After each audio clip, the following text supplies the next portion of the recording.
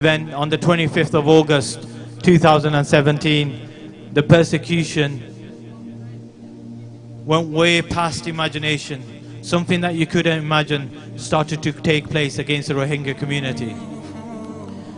Videos began to circulate of young children who were butchered, women who were raped and subsequently killed, men were brutally set alight, families were forced to flee in their hundreds and thousands. Just under 400,000 refugees have had to flee from Myanmar. It's our duty to stand here as a collective and to raise awareness and speak up against the brutal Myanmar security forces. Let's make sure that we send our message loud and clear to our government that we want action. Let's make sure that we send our message loud and clear to our politicians that we care. We care about other human beings. I mean, as humans, it's our duty to care. So let's make sure that during this demonstration, we pay attention. You give your attention to the speakers, and the speakers.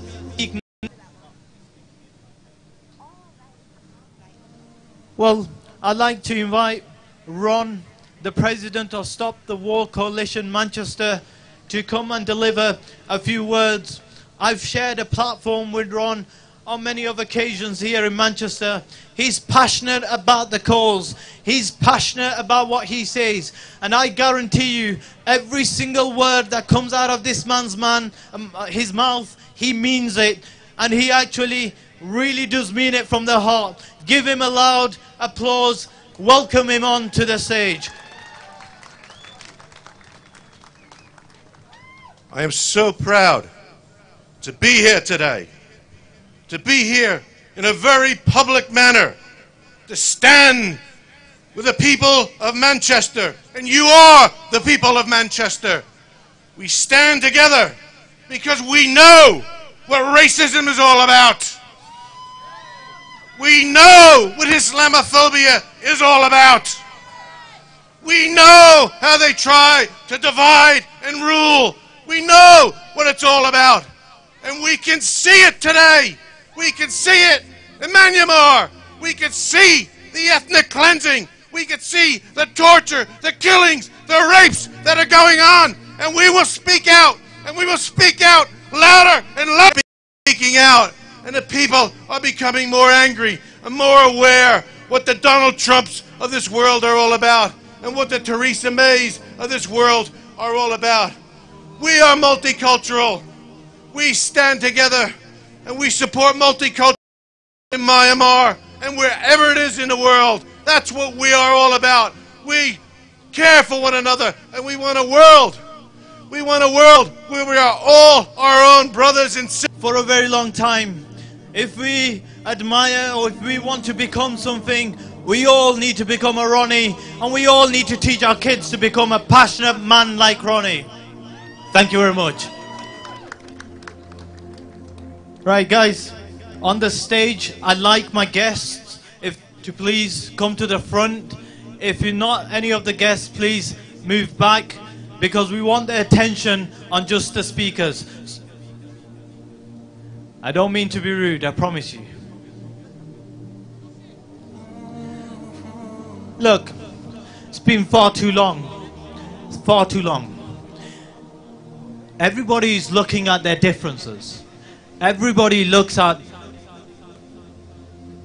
how we are different. Don't you guys think it's time that we look at how we are similar? Don't you guys think that we need to give a message out there? The next person that we meet or greet on the street, and tell them that the color of our blood is the same. We might have different beliefs. We might have different skin color. We might have different cultures and traditions. But ultimately, we're all the same. The message of peace and unity needs to get to the Rohingya community. They need to understand that we are uniting to support their cause, and we are uniting to get together and get our governments, our politicians to speak up. I'd like to call my next speaker to deliver the message of unity and to tell you about how the Buddhist community is feeling with regards to the persecution that's taking place in Myanmar. I can reassure you, this has got nothing to do with religion. This has got nothing to do with the Buddhist community, who are all very peaceful people. The people that are carrying out this ethnic cleansing have got nothing to do with Buddhism. They are just evil, evil people. I'd like to invite Nadine Ashraf, Preston Interfaith, to come and deliver a few words of peace, a few words about unity, and a few words about his conversation with the Buddhist community. Nadine. Bismillah ar-Rahman ar-Rahim. Allahumma salli ala Sayyidina Muhammad wa ala alihi wa sahbihi wa sallam wa la hawla wa la quwwata illa billahi al-ali al-azim. I only have 5 minutes, so I'll be as quick as I can. First and foremost, congratulations to the organizers' drive for justice. Just to bring us here and give us a unity-based platform, and the work that Adnan has done over the past few days, I think it's amazing. It takes great sacrifice, financially, spiritually, psychologically, to organize these events. But I also want to place all of you in the very same category of champions of humanity. All of you are beacons of humanity. It's amazing, seriously. And it's an honor to be speaking before you. I see different faces here. I see Asian faces. I see black faces. I see black faces. All of you remind me of this beautiful garden of humanity. And every single one of you are these beautiful flowers that represent this amazing garden. And I hold it in my heart that one day that we can continue these demonstrations and fight for humanity. A few days ago, I rang one of my Buddhist friends and I said, look, I want to meet you. This was at 9 o'clock in the morning. I was in London all day, 7 o'clock in the morning, and my train into Preston was at 7 o'clock. All day, I was thinking about the Buddhist community. And I rang my friend and I said, look, I want to come and see you. Please give me 5 minutes of your time. And he said, yes, come over. I'm in Blackpool. So I got another train and I went over to Blackpool. When I met him, I embraced him. And we both cried. It was amazing. And I said, look, Rabbi, I said, look, to my Buddhist friend, I said, I'm really sorry for what's going on across the world, because your religion is in the limelight like Islam is always in the limelight. We have evil people representing our religions. And he said to me, he said, Nadeem, the Buddhists who are committing these awful atrocities, which have no defense, we cannot defend these people. Even in the name of humanity, these people can't be defended. He said to me that Arishwarthu, the Buddhist who calls himself the Burmese Bin Laden, my Buddhist friend said that he's not a Buddhist. That's what he said. That's what he said. And even though some of the crimes that we're seeing in Burma, these are deplorable crimes against humanity. Wallahi, it hurts you. It hurts you when you see babies being beheaded. Why? It hurts you when you have women being raped. Why? It hurts you. And even though these crimes are despicable and they can never be forgiven, wallahi, our Lord, He's a forgiving Lord and He might forgive them. And He said, look, we have nothing against your community. He goes, the Buddhist community, we love the Muslim community. But he said to me, which I thought was amazing, he said, look, this is the time now for Muslims to reach out to Buddhists. And it's a time for us, as in Buddhist community, to reach out to the Muslim community. These are times, people, of alliances, really. We have so many enemies across the world, we can't afford another enemy. Christians hate the Muslims, the extremists, right? The Jewish extremists hate the Muslims, right? Who's our friends? We have no friends. We have some amazing friends from the Christian community, from the Buddhist community, from the Hindu community, but we really have to make friends with our Buddhist communities. And I want to end with this point. My Buddhist friend, he said to me, he said, you can demonstrate all you long until you go blue in the face. You can demonstrate. And you can demonstrate until the cows come home, until you see the pigs flying in the sky. That's what he said, his words. But he said to me that you have to create relationships with Buddhists because it's only the Buddhists who will stop this genocide. That's what he said. He said you have to create relationships with Buddhists sitting in the Burma embassy. That's what he said. Because when you create friendships, you make friends who support you. So the message I have today is what's happening in Burma is a crime against humanity. Wallahi, I say this openly. I've lost many friends in the past few weeks. I've lost many Buddhist friends, many Christian friends for what I've been saying openly. You can't hide away from what's going on. But at the very same time, my message for the Muslim community is this. I've seen a few people, and I'll end with this point, Adnan. I've seen a few people, alhamdulillah, a few people, saying that Buddhists are extremists. And I've seen a few people saying that Buddhism is an evil religion. One of my Buddhist friends in Turkey fasted throughout the month of Ramadan. One of my Buddhist friends. And he said, I love your Muhammad. I love your Prophet. That's what he said. So when I see Facebook postings of people saying, oh, Buddhists are evil, look at the irony of it. Muslims on a daily basis are being told we're extremists and we're criminals. And now we're projecting this evil to another community. We need to wake up. We need to stop. The Prophet, Allah says in the Quran that no soul shall take the burden of another soul. We are not responsible for one innocent, peaceful Buddhist who loves the Prophet Muhammad is not responsible for Arshir Warthu, who claims to be a follower and a mentor of Bin Laden. So I want to end by saying, MashaAllah, it's beautiful. This is a great garden of humanity. There's so many beautiful flowers I see here, MashaAllah. A white flower, a pink flower, a brown flower.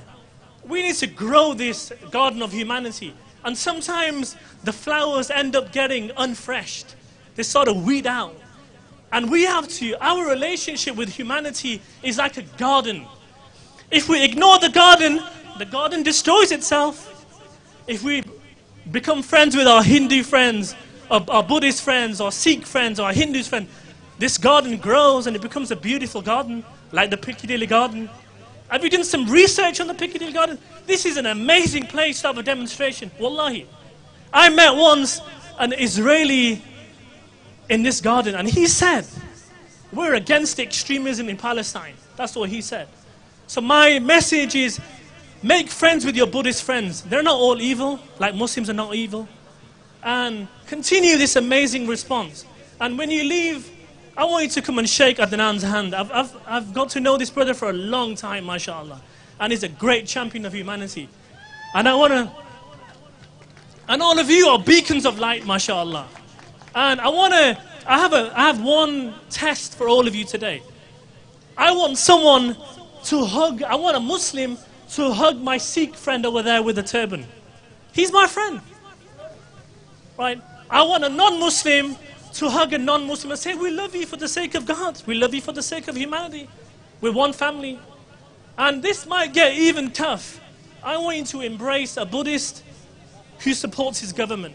Because Islam is not about evil. Islam is when someone does ill to you, you reply with goodness. This is how we change hearts.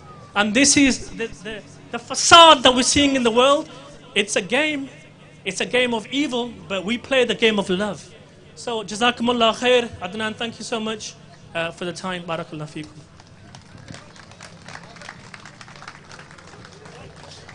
What a passionate guy.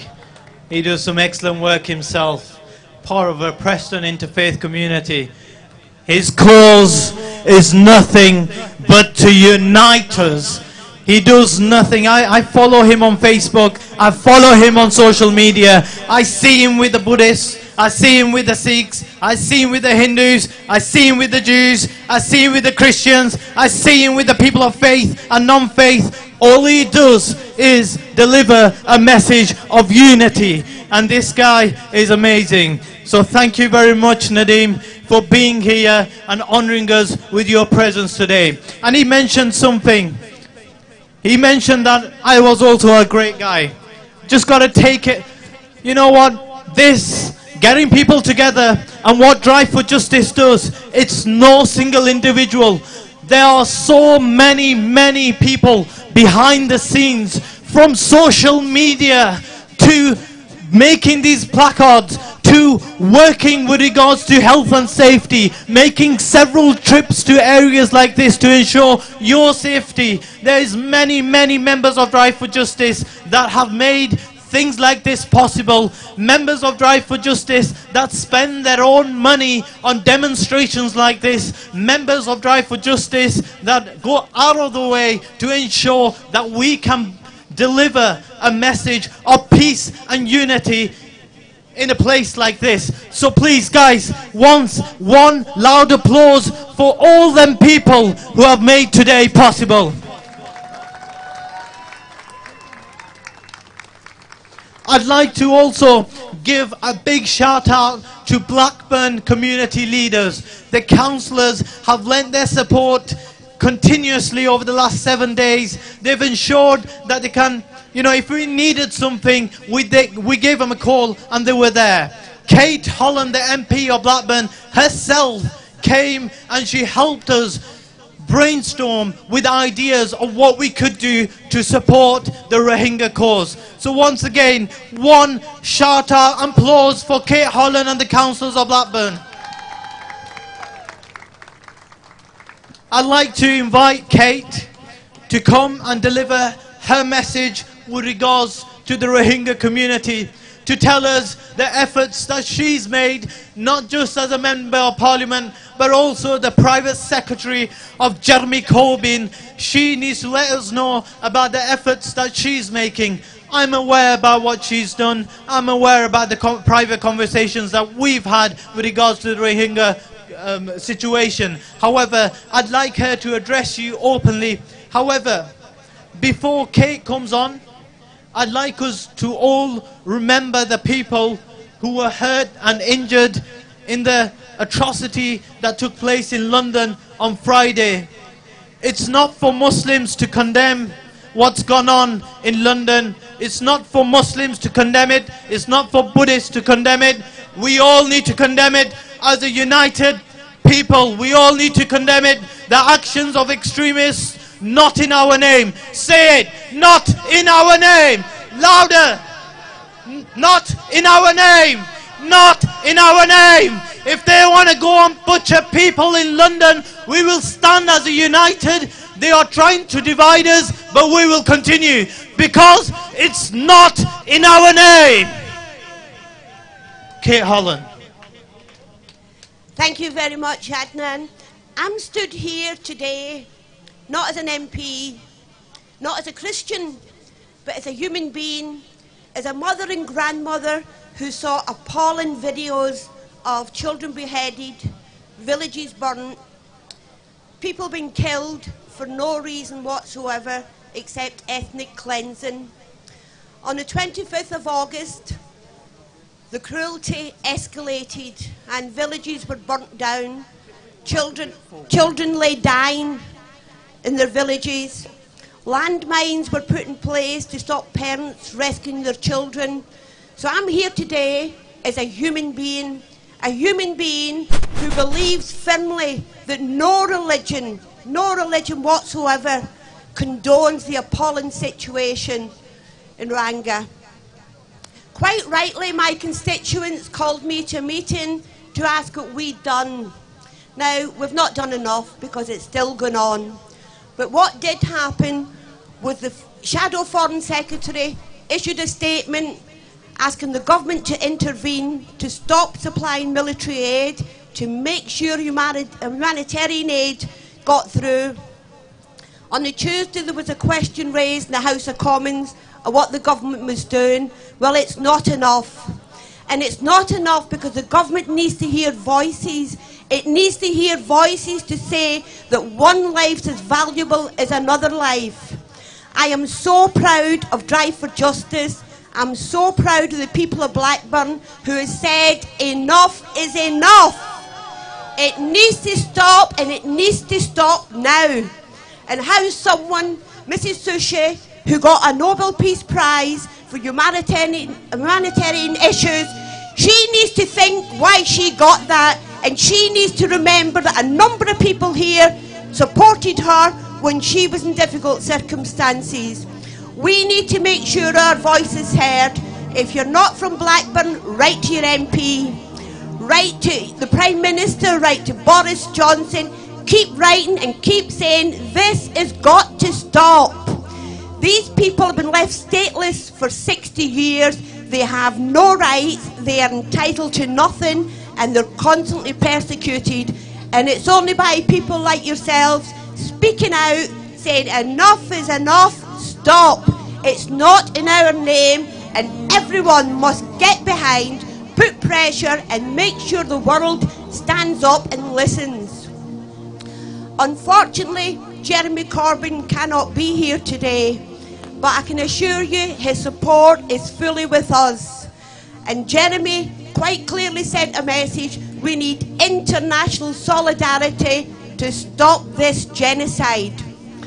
Another MP who was hoping to be here today was Afzal Khan. Unfortunately, Afzal could not make it, but again, his full support is here. So forget your religion, forget your politics. This is a humanitarian issue that we must all support, all get behind, and stop the massacre. Thank you.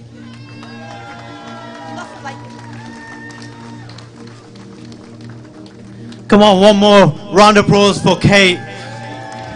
You know, me and Kate met about a week ago, and she turned around and said, Adnan, I don't want it to become a Muslim issue. And I said, who gives a damn? Because this isn't a Muslim issue. This is a human issue. She said, I'm Christian and you're a Muslim. I said, does it really matter? We need to stand up together. You as our MP, me as part of Drive for Justice. Doesn't matter what we believe. Doesn't matter what we believe. Doesn't matter what we believe. We need to stand as a collective. You know, when I speak about Gaza, I remind people that before the Israeli and the Gazan conflict, the Christians, the Jews and the Muslims, they used to walk hands and they used to trade together. They used to be one community. And recently in Gaza in 2014, the mosque was attacked. So the priest, the local priest, stood up and said, who gives a damn that the mosque isn't there anymore? We've got the church. The prayers for the Muslims will take place in the church. This is humanity. And when some Buddhists, so-called Buddhists, are killing and getting on with the mass killing of Muslims and Hindus in Burma, in Myanmar, we get Nadeem telling us today that the Buddhists are saying, who gives a damn about religion? It's inside us, but we need to come together as one to fight this together. Do you really believe that you're powerless? Do you really believe that you're voiceless? Together we can make mountains shake. Together we can ensure that our leaders will listen to us. If there's no interest, if there's no unity, then who wants to listen? There's no interest. I mean, the media people are here today. They're brilliant people. However, if there was no interest, there'd be no media here. If there was no interest, there'd be no politicians here. Don't get me wrong, there's nobody personally that I'm trying to target here. Only recently we had 157 MPs sign a petition to say that they care. Cared from the beginning as an individual. She will speak up and she will continue speaking up as an MP because she's concerned. However, Boris Johnson, 7 days ago, he turned around and he downplayed it. He never even acknowledged what was happening in Myanmar. Well, even that's changing now. They pledged 25 million worth of aid to him a day ago. You see how things change when we come together? You see how things change when we come together as one on social media? You see how things change when we come together in this beautiful garden like beautiful flowers, no matter what religion, color we are? You see how things change? We need to make sure that this change doesn't stop. We need to make sure that when we come to demonstrations like this, that we don't stop believing. Because trust me, change is coming. As we might not be able to see it, but it's there in the backgrounds. The government has realized it. 25 million pounds towards the Rohingya refugees. 25 million. And if we continue our pressure, they'll stop selling arms to the Myanmar regime. They'll stop training them forces who go on to kill the Rohingya people. If we continue, we have a duty. We live in a democracy. We can stand up like this. Why don't we use our rights to assemble? Why don't we use our rights to be united? Why don't we use these platforms? They're readily available. On that note, I'd like to call my next speaker. We were in contact with Andrew Stevenson's, the MP in Pendle. However, unfortunately, he was away on holiday. And I am happy that we have the leader of the opposition, the Labour Party, in the Pendle area. I've known him for some time. He's a passionate speaker. Azhar Ali, I'd like to invite him to give a message of unity and peace. Good afternoon, colleagues. It's fantastic to see such a crowd on a Sunday afternoon in Piccadilly Gardens.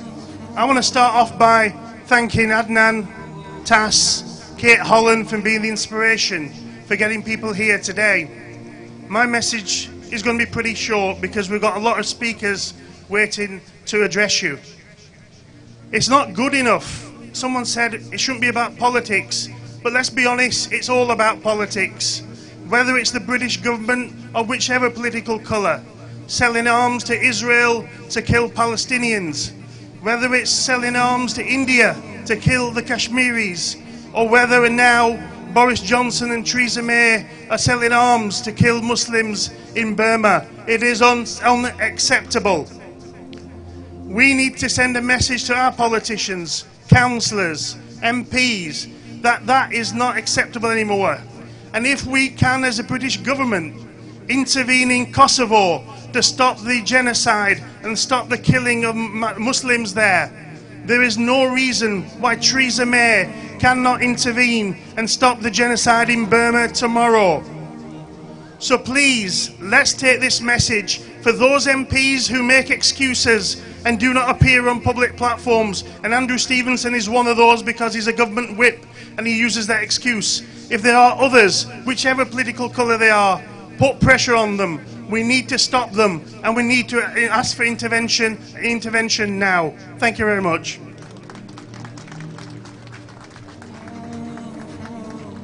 Thank you very much. Look, it's not political, it's not religious, it's not cultural. However, I can reassure you, we did reach out to majority of the communities that we could think of. Gordon Lishman, a member of the Liberal Democrats, unfortunately he couldn't make it due to a conference on short notice. We did reach out to Caroline Lucas, the leader of the Green Party. Unfortunately, she couldn't deliver a message either. It's due to the time. However, one thing you guys need to realize, that if we want, we can make our political leaders become united. I'm going to keep on going on about the unity message because that's what's wrong with us. It's that very thing that we're missing. So I'm sorry if I kind of carry on going about unity, but that's what's needed. So when I say not justice, you say not peace. Not justice. Not justice. Not justice. And when I say it's gone too far, you say in Myanmar. It's gone too far. It's gone too far. It's gone too far. It's gone too far. Come on, guys, louder. It's gone too far. It's gone too far. It's gone too far.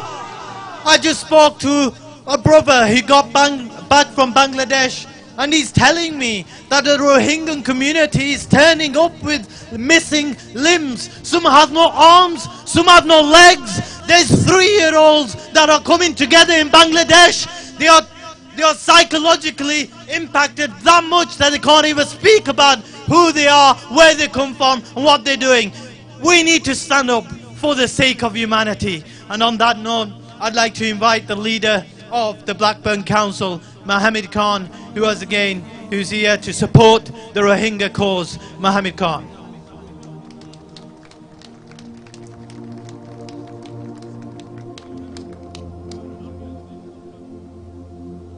Assalamu alaikum wa rahmatullahi wa barakatuhu. Good afternoon, ladies and gentlemen. It's a great honor for me to be here, part of this event. We left the Blackburn this morning about 11:30, but we made it on time. My sincere thanks to all the organizers. I think they have been working a wonderful job in Blackburn, meeting every evening, 7:30 till 9:30, to make sure they have an organization which is going to be respected here in Blackburn, in Blackburn and also in Manchester. This is second or third time we came here in Piccadilly, and I think Adnan done a wonderful job, and I think my sincere thanks to Kate. I think Kate is one of us. She was councillor with me for 20-odd years, then she was leader, I was a deputy leader with her for 10 years, and I think she's still, even a member of parliament, she's still one of us. She meets with us every day in every street, and I think that is something we need from politicians, to be part of the community. Some of the politicians, when they are elected, they are completely ignoring the people who elect them. And I think this is something we need to do to make sure they are accountable to us. So once again, thank you very much turning here and supporting this a wonderful cause. And I think humanity is the one of the issue which affecting everybody. And I think that all the human beings who are here, they are not here as a Muslim or a Christian or a Hindu or Sikh. They are here to help the humanity, and our support is with the people of Burma who are suffering for a number of years.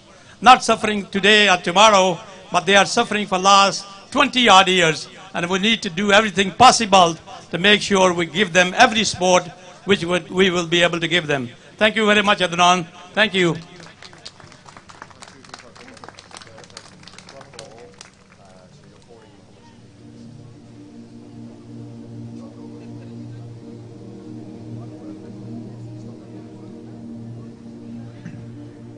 I'm grateful to our guests. George Galloway is here at the front with us, so is Mohammed.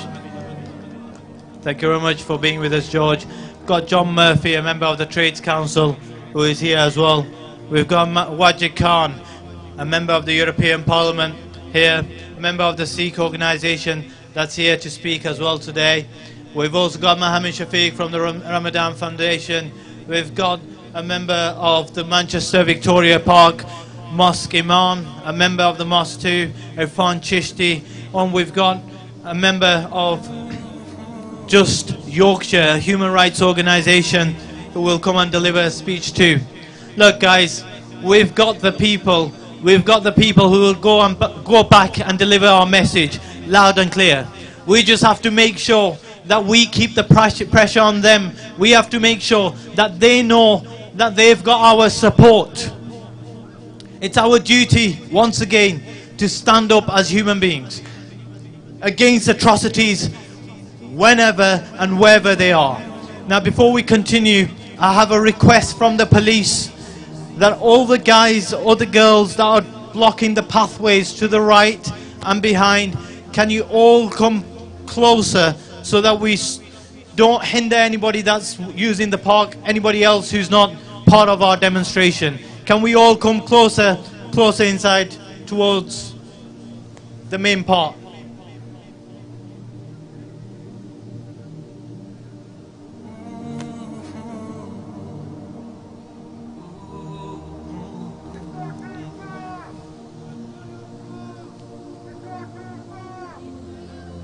It's gone too far! It's gone too far!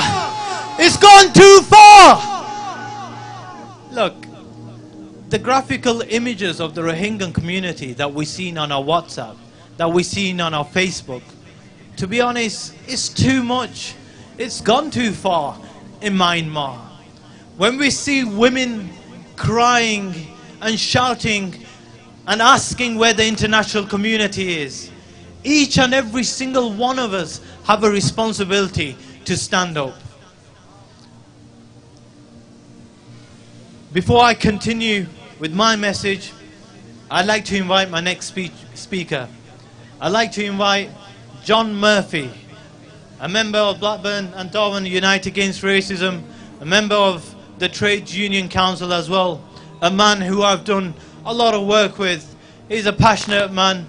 He helps me, he mentors me, and I'm proud to know this guy. He does some great work. So thank you very much for being here today, John. Thanks, Adnan. All my life I've devoted to the attempt to get ordinary people to unite to build a better world for themselves and for their children and their grandchildren. The whole of my life has been devoted. I had my retirement party yesterday up in Darwin. It was a brilliant do, and I felt, you know, we are what we are, aren't we? Good people trying our best to prevent this kind of injustice.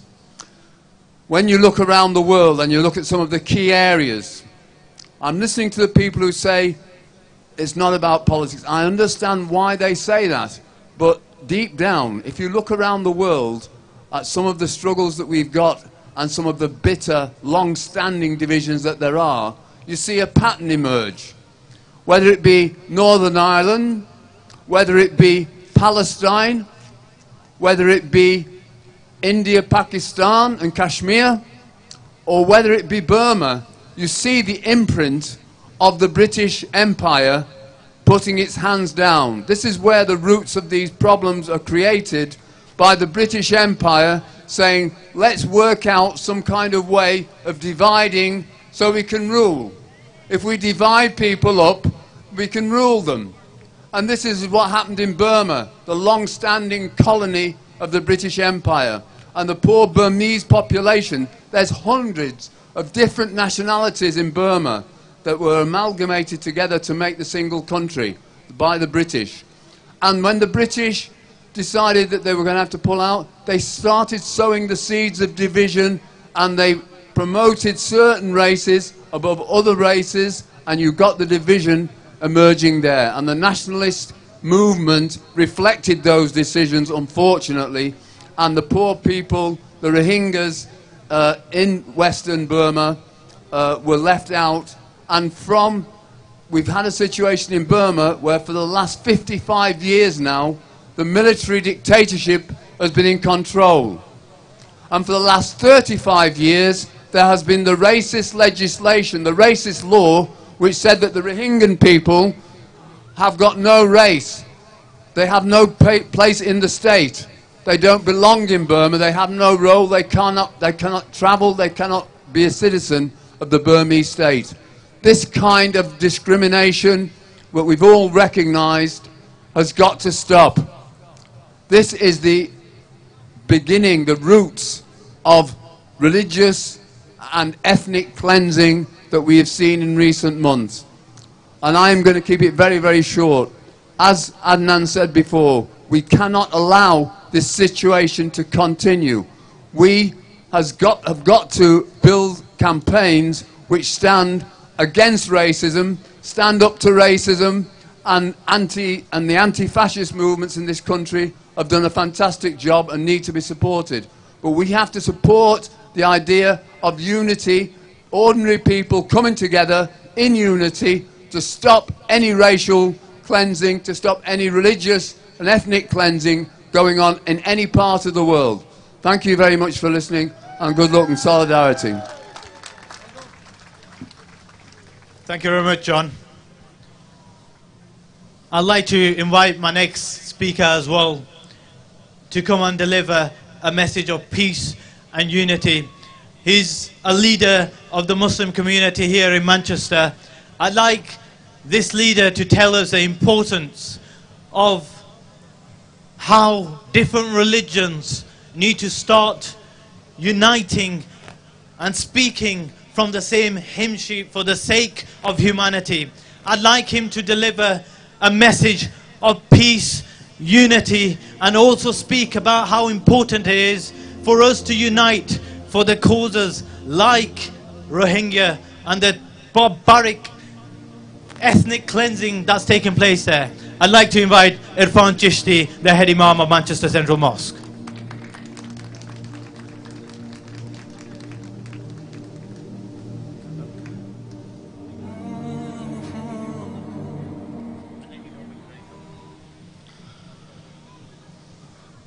Praise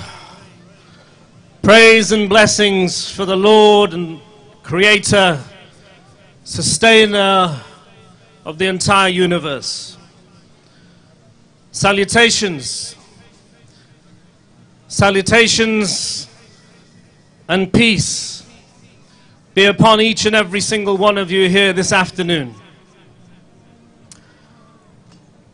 I want to begin by thanking on your behalf, first and foremost, our Creator for allowing us as insignificant creation to come together here in the center of the city of Manchester and to do something which He, God Almighty, praises Himself through all of His previous prophets, and in particular through our noble prophet, the final messenger, Muhammad Rasulullah, where he tells us the greatest jihad, yes, jihad, the greatest jihad is to raise your voice, to stand up firm against injustice.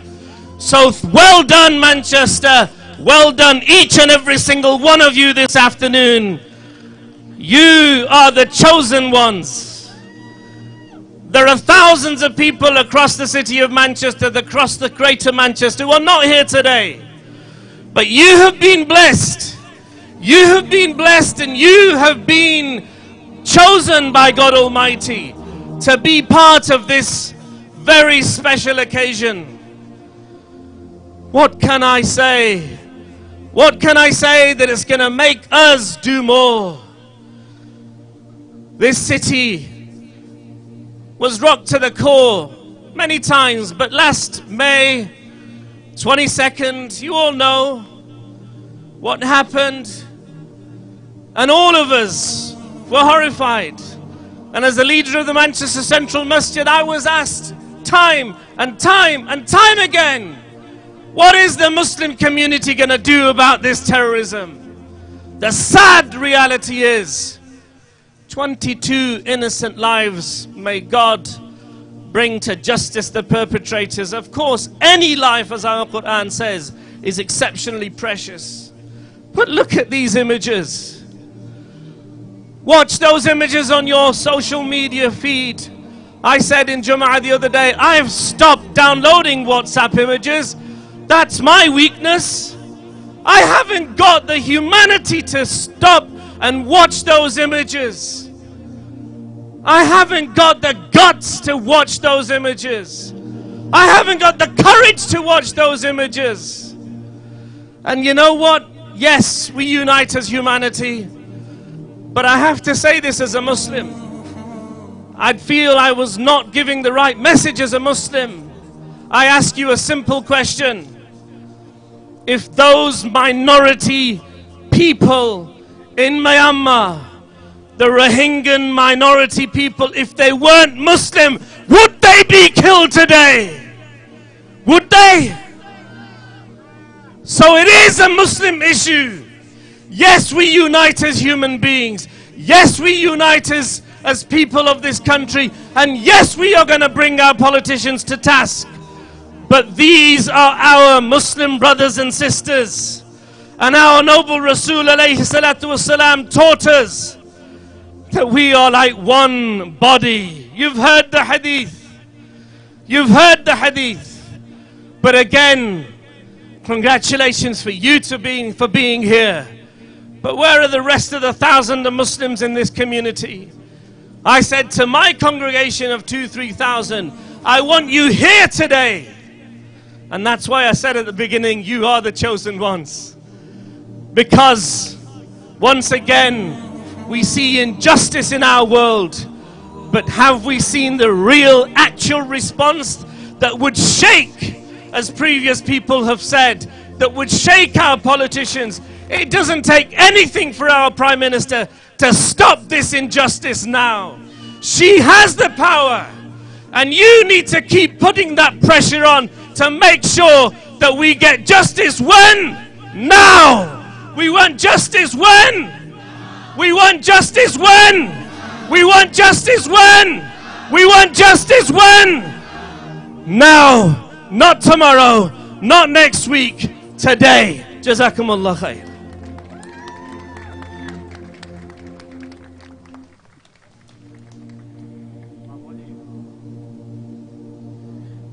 Thank you very much to the Imam of Manchester Central Mosque. I think it's also important to highlight that it's not just Muslims, but it's also Hindus that are being persecuted by the Myanmar regime. But our response should not be limited. As Muslims, should be limited as humans. Our response should not be limited as Hindus. It should be as humans.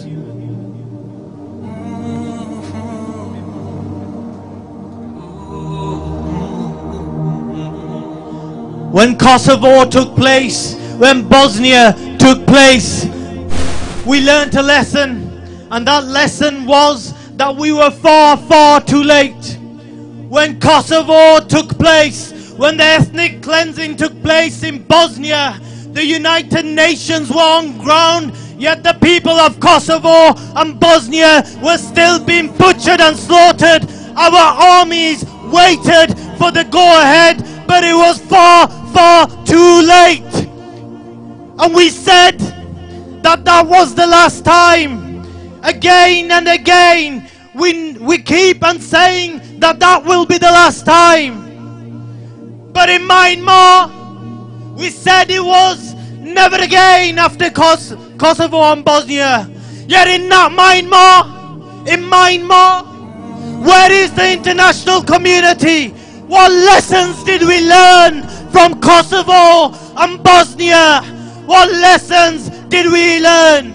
Women being raped, children being butchered, men being set alight, refugees just short of 400,000 drowning on the borders of Bangladesh, and Bangladesh says it's not their problem. Where is humanity? Where are we? Where is humanity? Where is justice in the 21st century? We reached the moon, and we said we reached a far place. We made electric cars, and we said we reached a far place. We made big buildings, and we said we reached a far place. Yet how can we have reached anywhere if there's people, men, women and children being butchered in front of us? 21st century people, 2017. Are the Rohingyans, or is the Rohingya community not worth anything? Are they not worth anything? Are their women not worth anything?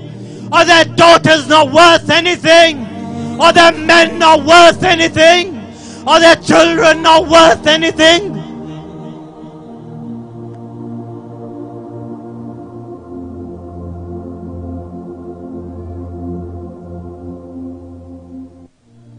Our women, our sisters, when they walk the streets, we want them to walk knowing that they are safe.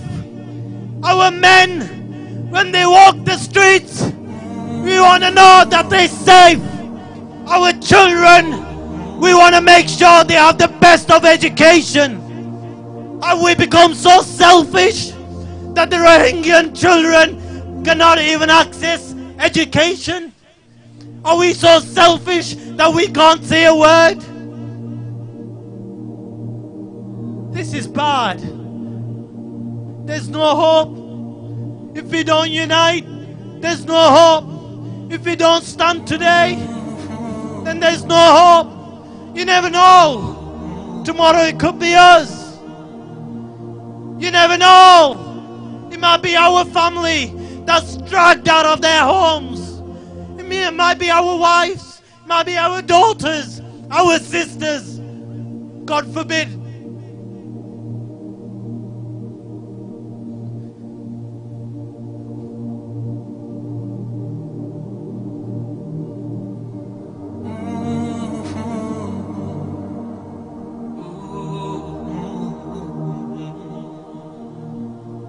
Begin the boycott process. Boycott them. Boycott the Myanmar regime. No more funding from our government to the Myanmar regime. Boycott the tour operators that are taking tourists to Myanmar. Boycott them. Hit them where it hurts. Demand answers from your MPs. And the next time you come out, make sure that every single person that you know comes with you. The next time you see a Jewish person or a Christian or a Hindu or a Sikh or a person of faith or no faith, tell them that you love them. This is our weapon. Our weapon is our unity. If you really care, you'll carry this message of peace. It's gone too far in Myanmar. It's gone too far. It's gone too far. It's gone too far. It's gone too far. We all have a duty. We all have a duty to speak up against atrocities, against anywhere in the world. We've got so many homeless people here in Manchester. Start from home. Why do we have homeless people in one of the richest economies in the world? Why? Why are they sleeping rough? I promise you, they don't like it. Start from home. Start from home. And we'll soon get to the Rohingya people as well. Start from home. Lobby your MPs. Lobby the government. Make sure you ask the questions. Begin the boycott process. Begin the boycott process. Drive for Justice is already asking the questions from the tour operators. Boycott Primark. Boycott any organization or corporation that supports genocide, either directly or indirectly. With this message, I'd like to bring my next speaker, a great speaker. I've shared a few platforms with him. He's a great man. He speaks for the Rohingya cause. He speaks on many of occasions. When he needs to speak, when he needs to say a word, there's many things going on around the world. And George Galloway is one of them who has raised his voice.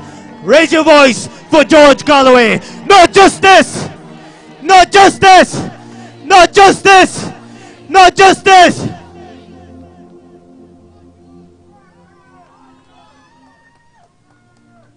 Brothers and sisters, comrades and friends, Assalamu alaikum wa rahmatullah wa barakatuh.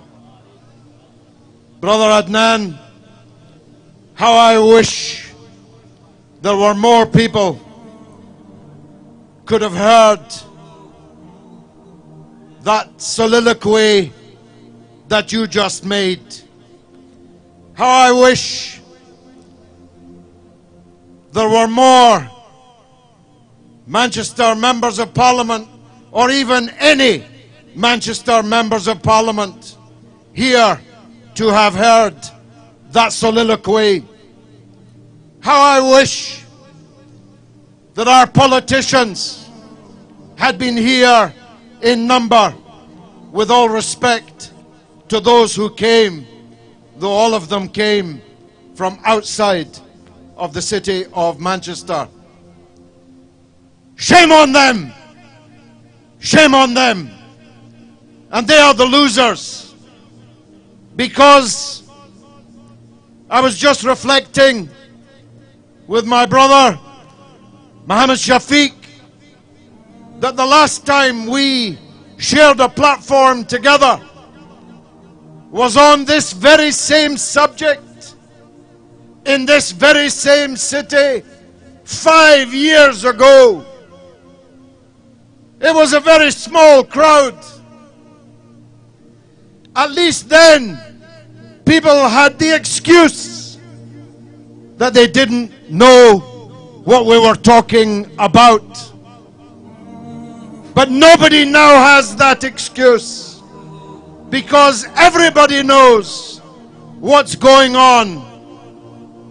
And when you can actually watch in real time, live on television, the sea of murder and misery that the Muslims in Burma are facing, it makes you rage at the indifference of the powerful, of the political class in the face of all of this. I have been involved in this particular subject for many years. This didn't begin when the BBC showed up on this latest flare-up, when mayhem and murder literally became genocide. What's the definition of genocide? It's an attempt to eradicate, to annihilate, to remove permanently, for all time, a group of people, a category of people, based only and entirely on who and what they are, not on anything that they have done. And as the Imam said so powerfully a few minutes ago, you have to face this fact. The Rohingya are being murdered because they are Muslims. That's all. And even worse, the world is silent because they are Muslims. That's another sad, melancholy truth. They're being murdered by a regime, a military junta, which has been in power since 1962. Imagine, when the Beatles were at the top of the charts, and the Beatles are 40 years dead, and they're still in power. And the reason that they're still in power is because big business and the big powers have profited mightily from the resources and the labors of the people of Burma. But this military junta was in need of some cosmetic repair. And it found it. The former darling of the world's liberals, the Nobel Peace Prize winner, Aung San Suu Kyi,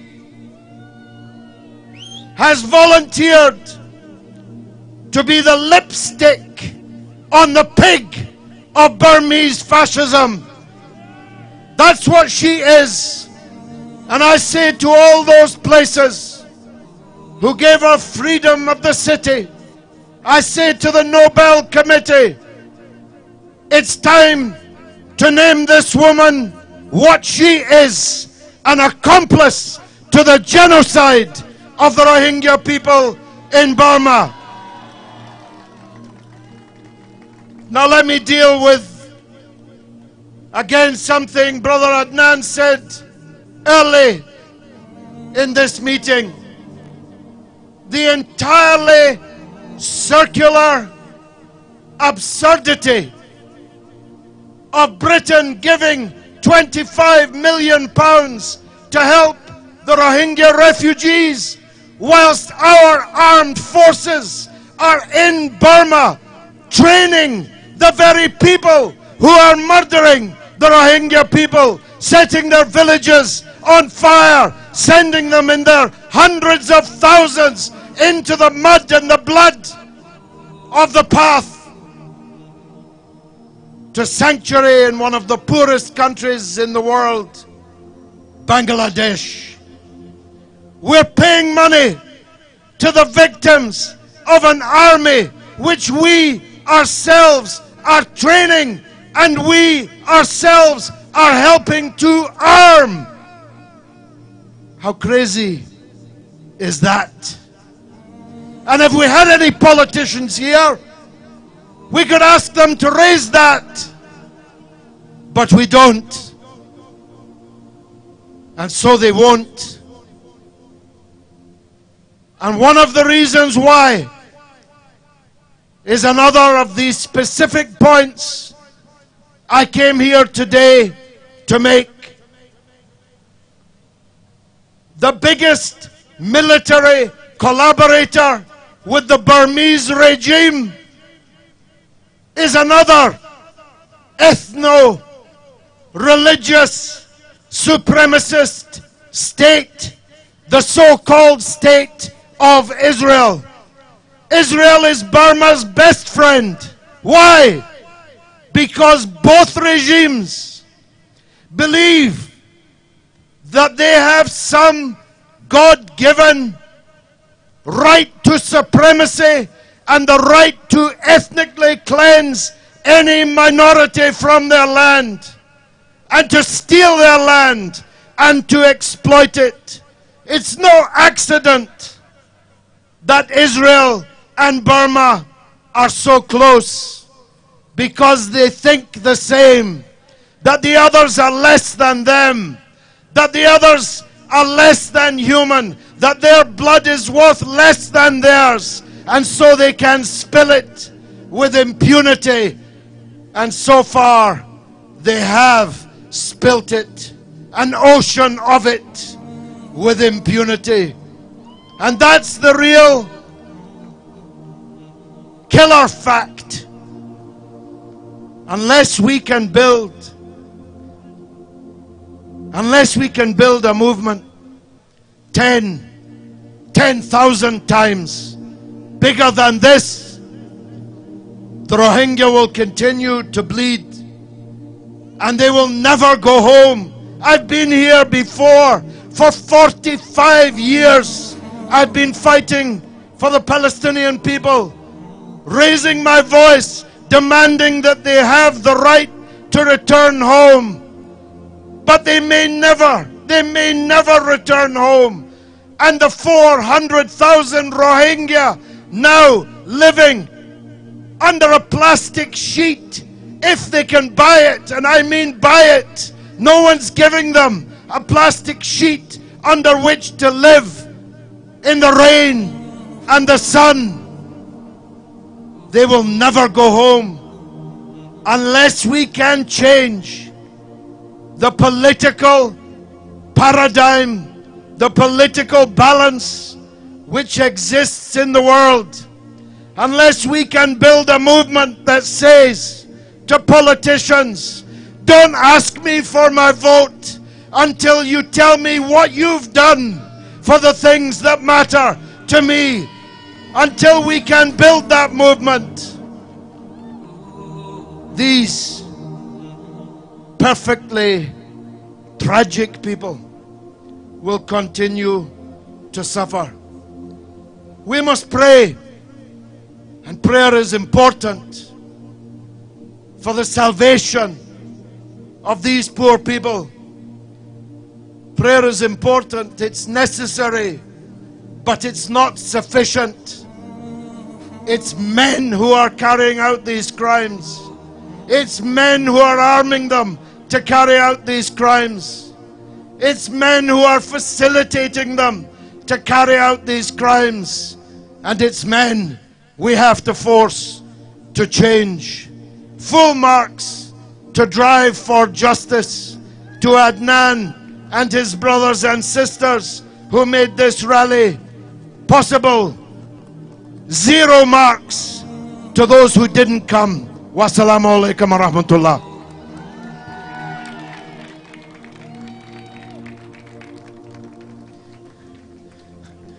Amin George gives the message.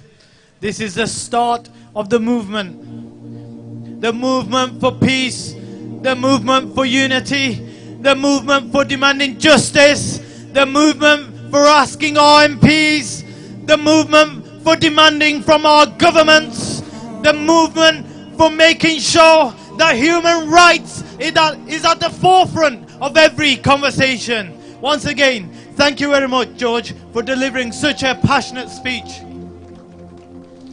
Guys, we've still got a lot of speakers. And it's important that you listen to the message right to the end. We don't want people to start dispersing. We need to hear the message of these important leaders. And this demonstration is not the end. A demonstration is never the end. It's only the beginning. And we need to try to come together after these demonstrations and think about how we can continue these efforts, these movements.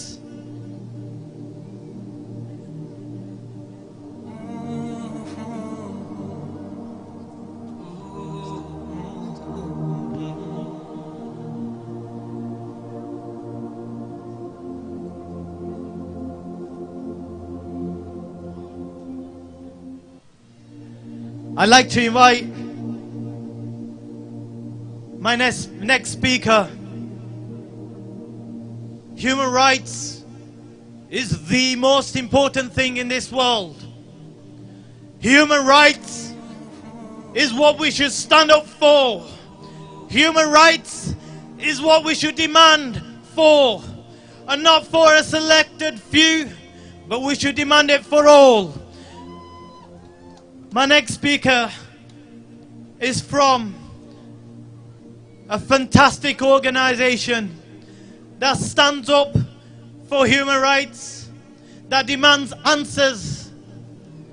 An organization, Just Yorkshire, and the representative, Zainab Alam. She's a barrister and an advocate of human rights. A round of applause for Zainab.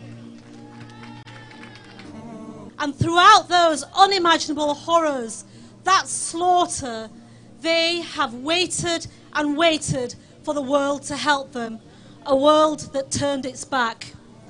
So today, we let them know that we will never turn our backs again. Today, we let them know that we are their voice, a voice which is reverberating around the world. A voice that is not asking for change, but a voice demanding change. Today we let them know that we are human too. Today we let them know that our existence is interconnected with theirs.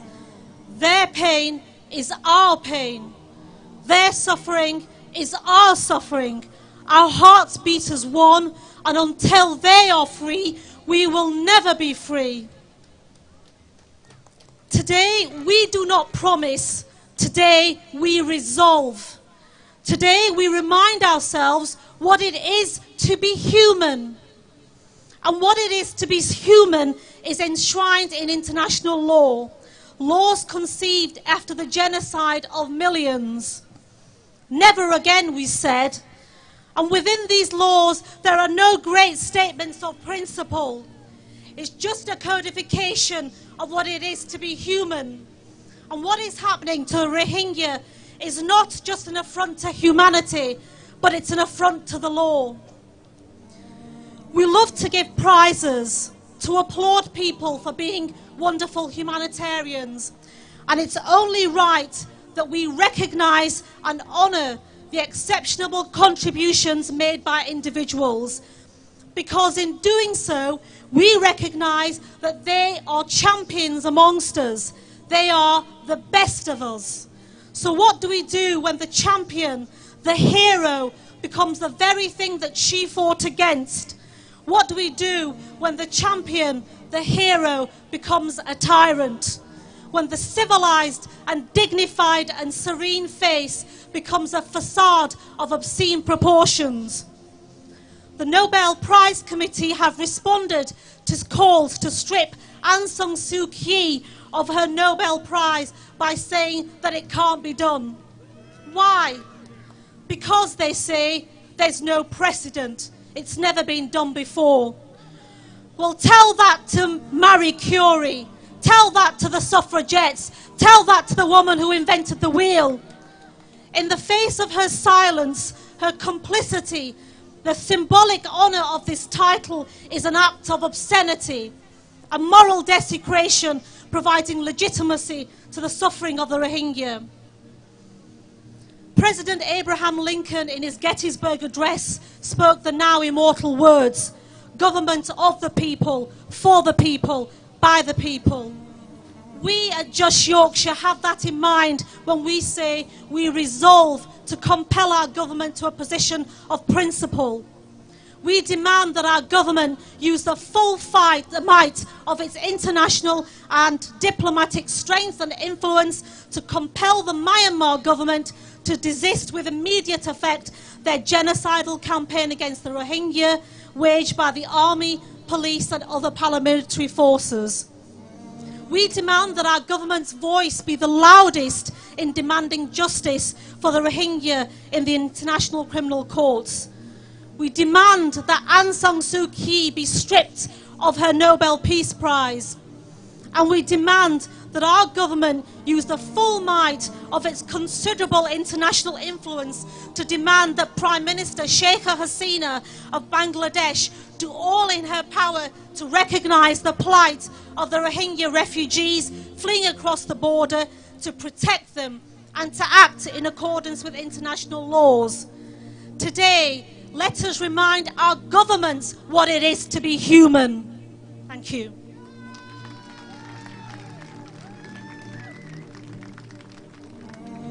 Adnan.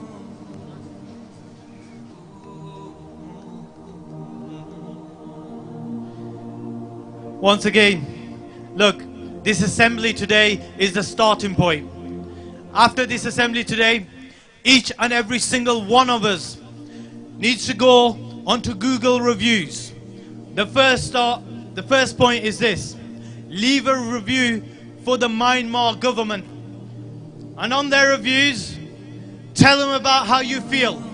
Let your anger out, let your frustration out on them reviews. Go onto Facebook, social media. Leave reviews for the government. So when people are deciding as to whether or not they want to go to the country as part of their holidays, they can read these reviews. And I guarantee you something, it does impact them. It impacts them massively. When you get a spare minute, ring the Myanmar embassy in London. Ask them, demand answers. Can we do that? I'd like to invite My next speaker, he's passionate, he cares, he's a good friend. I've shared many platforms with him, and I'm proud to know him. He's a person who works hard for the cause. I'd like to invite Mohammed Shafiq from the Ramazan Foundation onto the stage. Thank you very much indeed. I want Manchester to hear you in the next few seconds. I know you're really tired. It's a beautiful day. But I want the people around in this great city of ours to hear that you are here. So for the next 20 seconds, make as much noise as possible. Manchester can't hear you, make some noise! Let the people know we are here for humanity. Adnan, what a great man he is. And to Brother Asif and the whole Drive for Justice team. I may not know your names, but I know all your faces. May Allah bless you, bless your work. I've known you on a journey that's possibly gone 3 years. When we stood on the same platform in Media City for the suffering people of Gaza. We are here again. This, brothers and sisters, is the test of our time. Are we going to stand by and watch the genocide of a people? Now, the Myanmar ambassador agreed to a meeting with me last week. And 2 hours before that meeting, he cancelled, accusing me of being an apologist for terrorism. And my concern then and concern now is when people ask us, what's the point of protest? Somebody said it. What is the point of protest? Why haven't we seen more people here today? The work that we have done over the last 3 weeks has led to the British government changing its position. We should be able to take pride in that fact. We should be able to take pride in the fact that Boris Johnson, the Foreign Secretary, refused to condemn Aung San Suu Kyi only 12 days ago. And what did he do a couple of days ago in the Foreign Office? He condemned Aung San Suu Kyi. That was a direct result of all of you and all the people around the world who are making a difference to this cause. Now, whatever our politics, whatever our ethnicity, whatever our religion or sexual orientation, when it comes to defending the honor of humanity, we should be all as one. Brothers and sisters, this is the most important moment in the life of us as a Muslim world. Did you know, a really serious question, did you know that Pakistan has sold 16 warplanes to the government of Burma? 52 countries of the Organization of Islamic Conference. Not a single statement of condemnation from that organization. I say shame on the OIC. I say shame on the Pakistani government. I say shame on the Arab countries. God has given you billions of dollars. You sent £10 million to Texas for the hurricane recovery. Did they send any money to the Rohingya community? No, they didn't. There's one government I want to praise, and that's the Turkish government. Tayyip Erdogan, may Allah bless you. People may criticize him for his politics, but when it came to the issue of the Rohingya, Brother Dil is here from the Rohingya community. He will know this. Sheikh Hasina, the Prime Minister of Bangladesh, only a few years ago, she said, these people have no right in Bangladesh. We will send them back. They have no right. Did you see her speech yesterday? She went to see the refugees, she hugged them, she gave them food. And I thought to myself, what has changed? Why has she suddenly changed her view? And you know what it was? Tayyip Erdogan, the president of Turkey, said to her, open your border. Whatever the cost, we will meet the cost. They're building a refugee for 400,000 people in Bangladesh. Guess who's picking up the tab? Guess who's paying for it? Turkey. So the next time somebody attacks the Turkish government, next time somebody attacks Tayyip Erdogan, we'll defend him and his record. Friends, This is the moment where we have to stand up. Now, not all of us are able, like myself, to be in the media, challenging the narrative that somehow the Rohingya community have brought this on themselves. And the brother said this is about humanity. I agree, the reaction has to be humanity. But this is because they are Muslim. This is because they say, La ilaha illallah Muhammadur Rasulullah. And you know what's been amazing? They haven't forgot their faith. If you read the stories about the survivors of the refugees, do you know what they said the Burmese government and the military militia did? They raised their swords and their daggers and said, give up your faith. Say that you're not Muslim anymore and we will leave you. They said to the women, if you give up your faith, we won't rape you. We won't kill your children. Do you know what these people did? It shows you the taqwa and iman these people have. They said, we will never give up our faith. You can try to kill us. You may kill 100,000. We, by the grace of God, will produce another 100,000. We will never give up our faith. Friends, it's not just about protest. How many of you have written and complained to the government? Raise your hands if you've actually complained to the government. Why can't we all do that? Why can't Theresa May and the world leaders are gathering this week in New York? The world leaders are gathering in New York this week on Tuesday for the General Assembly.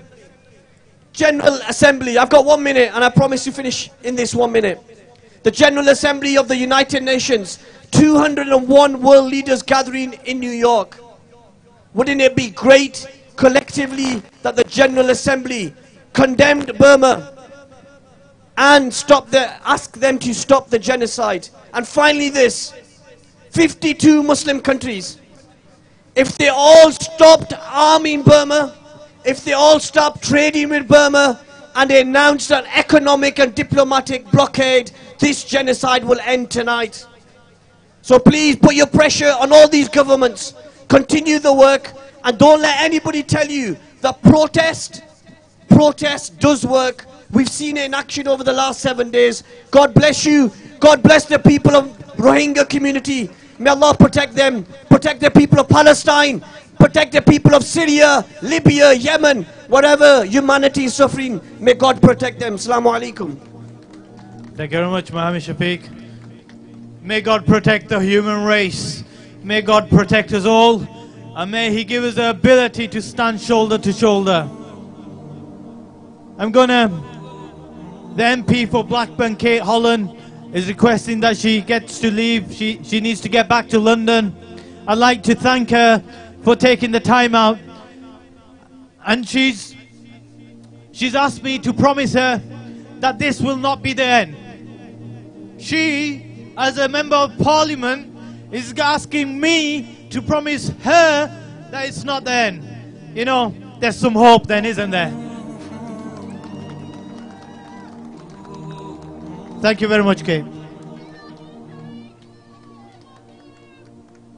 You know, that's the kind of politicians we need. She's asking me to promise her that we'll continue the fight for Rohingya. Wow. It's the first time I've had a politician say that to me. But I'm proud of Kate. Look, we've got some questions. What is the European Parliament doing? It's all good having these big meetings around the big tables. But what the hell are you going to do for the Rohingya community? I have a representative of the European Parliament here, MEP, a well-spoken man, Wajid Khan. I've had no discussions with him as to what's happening in the EU. However, we want answers. We want to know what they're doing for the Rohingya community. We want to know what they're doing to end this barbaric genocide that's taking place. Wajid Khan. Bismillahir Rahmanir Rahim. Ladies and gentlemen, brothers and sisters, Assalamu alaikum. Peace and blessings be with all of you. The European Parliament has passed a resolution condemning this behavior in Rohingya. It's not a wishy-washy resolution. It's a resolution which condemns this genocide and ethnic cleansing, as many of our speakers have said today. We need action now. We will get action now, because all of you brothers and sisters that are here today, your voice will be heard. Everyone is watching you. You are here now, and thousands are watching this on social media. Please, please, do not give up on the Rohingyans. They need us now, and they need us loud, bold and clear. The resolution was passed last Thursday. If anything, a part of the European Parliament tried to block the resolution. Why? They said, this is the EPP, the centre-right. They said, no, this resolution needs to be stopped. Why? Because there was a trade mission going to Myanmar. They wanted to look at trade. We said, trade and money isn't more important than blood and lives. We must fight hard. And now, that mission has been cancelled. So don't say to me that you guys cannot change anything, because your politicians can raise your concerns loud and clear in this Parliament and the European Parliament. We put an end to that trade mission going to Burma, Myanmar. I must say this with a heavy heart, and I say this honestly. You are the converted, but honestly, I swear by Allah, I only received 4 letters. As an MEP, I only received 4 letters asking me to do something on Rohingya. Why is it we can go on social media and watch our women being raped, watch children being tortured, watch our elderly being dragged through mud, and then only 4 of you have the guts to write to me? Where are you all? The people need you now. Let's get this sorted. 8 MEPs in the Northwest, write to everyone from every political spectrum to make sure that you care. Because if you don't write to them, they will think you do not care. And we'll have something like lipstick, cosmetics and lipstick, where thousands of people write to me about the choice of lipstick and the right ingredient in lipstick, whereas hundreds and thousands have moved across to Bangladesh. I'll finish off, ladies and gentlemen. I do hope we have more women speakers following me. We need more ladies, because ladies, as we saw in the Arab Spring, they are the pioneers of leadership. We need you now. Are you going to turn your back on the Rohingyans? Are you going to campaign for the Rohingyans? Are you going to write to your MPs and MEPs? Ladies and gentlemen, the scenes in Rohingya are heartbreaking. I have a 3-year-old daughter and a 3-month-old son. We all are here, our parents. We look at them scenes, and like the Imam said, it's with a heavy heart. You see that. I hug my daughter a little tighter at night. I'm sure you do. This isn't the world we should be living in. The Rohingyan blood isn't cheaper than British blood, or European blood, or American blood. We need to fight loud and clear. Don't give up on them. Jazakallah khair. May Allah bless you all. Thank you very much. Just to say thank you very much for Drive for Justice, Adnan, Tasfaz. These guys are legends. You are the leaders. Blackburn, you have shown leadership. Thank you very much, Wajid. What a passionate man. Look, these are the kind of representatives we want in Parliament. These are the kind of representatives that we want representing us in the European Parliament. If we have people like him and Kate, then you know what? We've got hope. But if we've got the puppet leaders that we've already got up there, you know what? We need to take them down. Guys, I'm aware that it's spitting rain a little bit. However,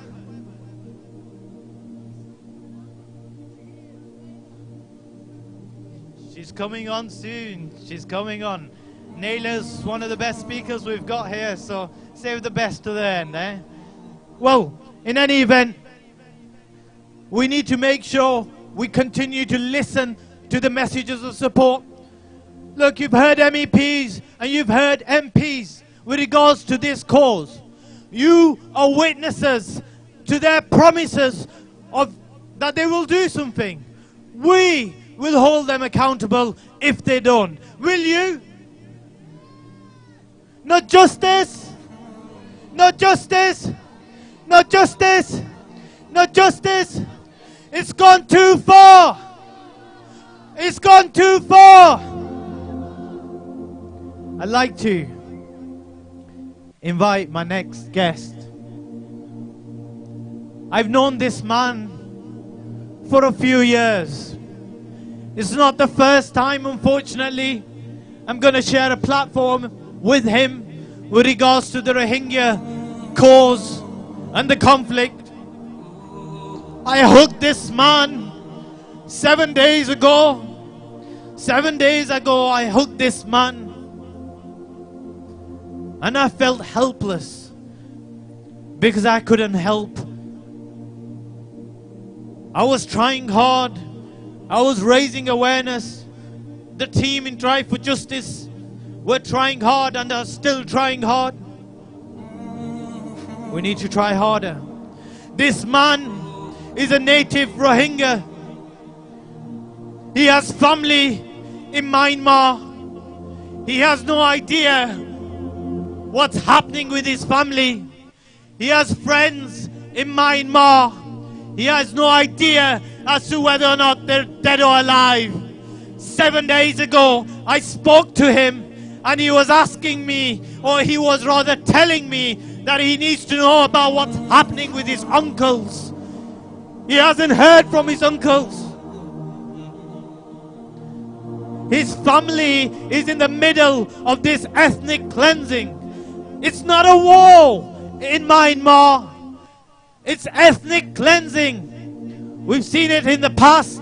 We said it never happened again. But my next speaker will come here and tell you what's happening with his family.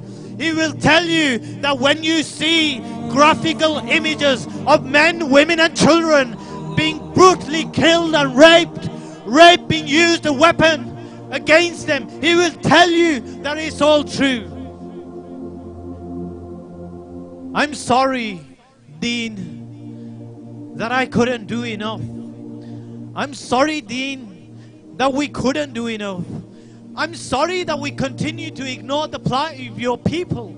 I'm sorry that we never heard the screams and the shouts of your women. I'm sorry we never heard the screams of the children that were asking for help. I'm sorry, but this is all we could do to raise awareness. I'm so sorry, Dean. Please come and tell the people what's happening up there.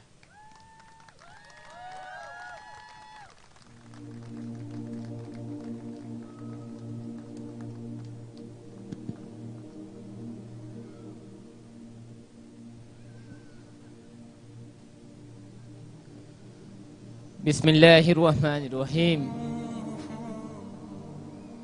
Dear brothers and sisters, Assalamu alaikum wa rahmatullahi wa barakatuh. I have been really grateful to you all who are presented here today in a massive demo, especially for Rohingya brothers and sisters who are being killed in Arakan State in Burma. Obviously, there are many speakers who are talking about Rohingya genocide and the Rohingya massacre.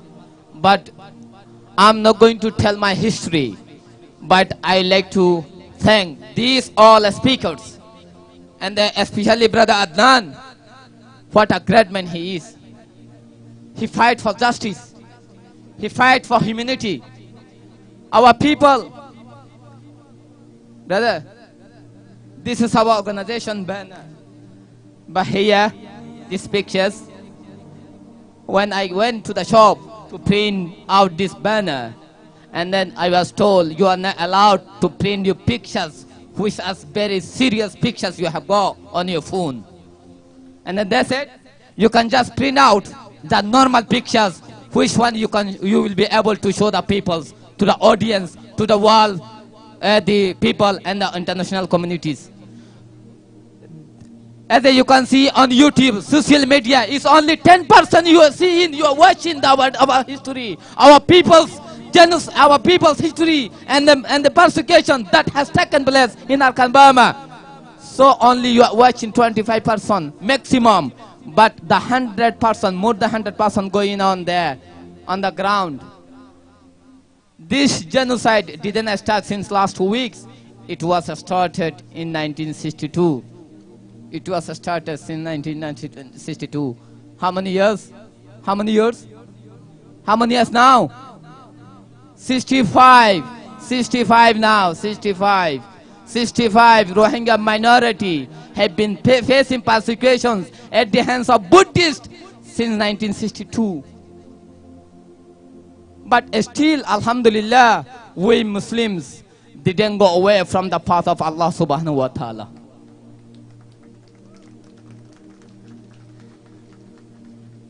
Before June 2012, no Muslims are Muslims, no people are people of the world, no person of this world didn't know the history of Myanmar, of this genocide, of this minority group. But after 2012, when the Syria genocide took place in Rakhine State, then people come to realize, oh, there is a genocide going on against a minority group in Rakhine State in Myanmar. Brothers and sisters, I'm going to finish just 2 more minutes. Let me tell you one serious history, one important message. As you see, as you know, the persecutions started again in 25th of August last month. Between these 3 weeks, I lost my relatives, I lost my aunties, I lost my parents, I lost my uncles, I lost my all relatives. Not only relatives, even my villages, not only one village. More than 2,000 Rohingya villages were burned down and destroyed. More than 10,000 Rohingya people were slaughtered and they killed them after. In 2 weeks.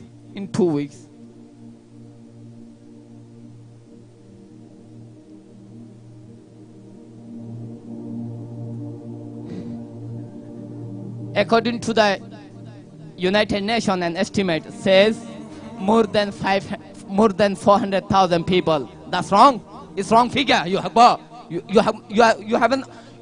got the reality. You haven't got the right figure of the Rohingya people, of the Rohingya minority. According to the MPs of Bangladesh, they said United Nations is wrong. This is our country. We know that how many people have fled Myanmar to Bangladesh in 2 weeks. More than 500,000 people. More than 500,000 people fled Myanmar to Bangladesh in last 2 weeks. What the crimes we have committed in Myanmar? What's our crime? What's our fault? Are we not worth to live in this world like you? Am I not worth to live in this world like you? You are living here in peace. Where is my right? Where is my life? Where is the other people's lives in Myanmar who are being killed, who are being slaughtered, who are being gang raped?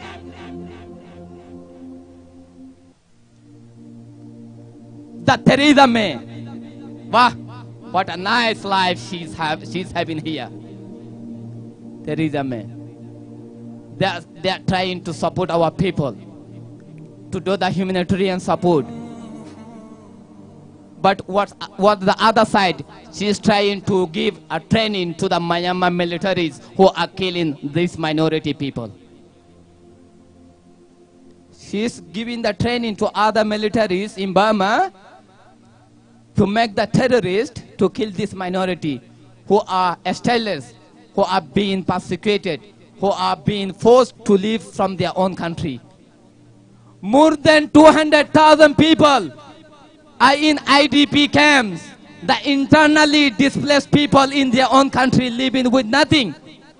And what's about those people who fled Myanmar in last 2 weeks? As you know, there were more than 500,000 people already there in Bangladesh.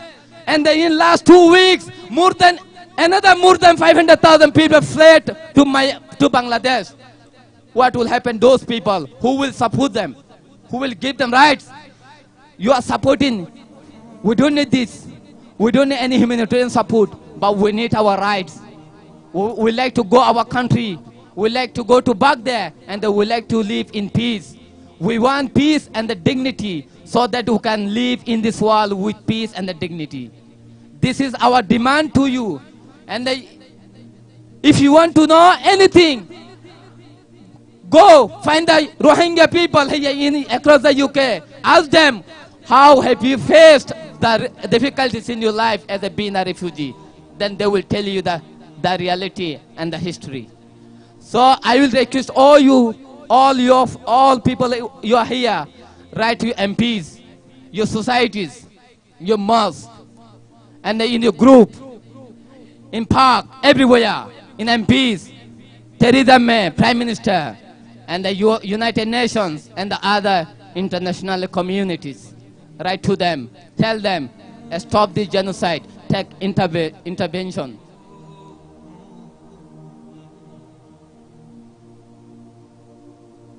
So this is the message we have. Inshallah. Obviously, anyway, I lost my parents, relatives. Doesn't matter. But still, I have got a hope and expectation that I am going to see my brothers and sisters who fled Myanmar in last 2 weeks. Inshallah, I am going to Bangladesh next month to see our brothers and sisters who have lost their. Just make dua for us. We are here just to raise our voices. But this is the main thing for me is that all the people here and other speakers, including Muhammad Shafiq and the Kate Holland, the MP of British Parliament. This is the message I can send to my nations, that Rohingya people, Rohingya group is not alone. Is not alone. Rohingya people is not alone. I can send message to my nations in Bangladesh and Burma. And one more thing I can say to you is, Aung San Suu Kyi, you know that? She waited for justice 15 years in the house arrest. How many years? 15 years she waited for justice because she used to talk about humanity. That's why she waited in the house arrest for 15 years. For what? For what? For what? For justice. How many years? 15 years. Let's see how long she will make us wait for justice.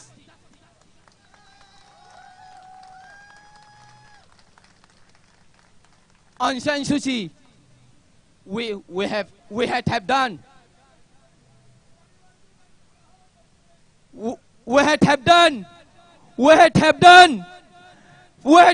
25 years doing the demonstration and the protest for Aung San Suu Kyi, so that she can be released from the house arrest and that she will speak up for these people, for this minority. But unfortunately, it hasn't done anything. It hasn't done anything. So, again, I thank all of you guys here and all other speakers and the brother Adnan, who is fighting for the justice, especially for the Rohingya minority. So please come forward and wake up, speak up, make an awareness. Everywhere you go, come forward, help for us, because we are stateless. We are homeless. We are homeless. Thank you.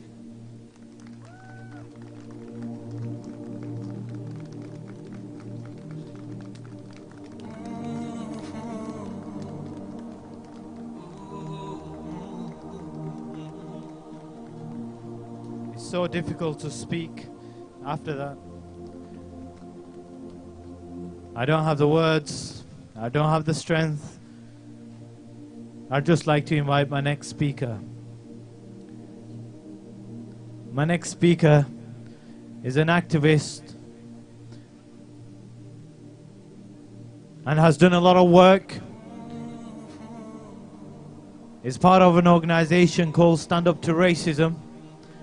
It's an organization that I follow, and I absolutely love the work that they do. The next speaker really needs no introduction, and for that reason, I'd like to invite Nahela Ashraf to come and speak and deliver her message about unity and about what we can do to support Deen Mohammed and his people. I know you guys have been here for quite a few hours. However, it's important what we do. The message that we've given today is loud and clear. The MPs and MEPs will go back and they will speak with each other. I promise you. I invite Nahela Ashraf to come and deliver her message. Hello and assalamu alaikum, brothers and sisters. I want to start by sending a message of solidarity from everyone here today to those that are suffering in Burma. We stand shoulder to shoulder with those people. And I'm not going to say much more about what they're going through because, you know, all the other speakers have done that. And actually, I can't say much more than our brother who's just spoken about his personal contacts and the family that he's having to, you know, watch suffer in such terrible situations. But what I do want to talk about is what we here can do. This is very important that people have come out today. But what's important is how can we change the situation? Because we all understand just how terrible it is. We've seen it on the television screens. We've seen it on social media. We don't need to keep talking about how bad the situation is. We need to talk about what action we can take. How can we make a difference? That's what today is about. How can we make the difference? What can we do to help those people? And you know, lots of people have talked, and particularly the politicians, they've talked about how they want to receive letters from us. And in fact, one of the MEPs actually said he only received 5 letters. Well, let me say this to him here today, loud and clear. Each and every one of us, he can take it as a given that we care.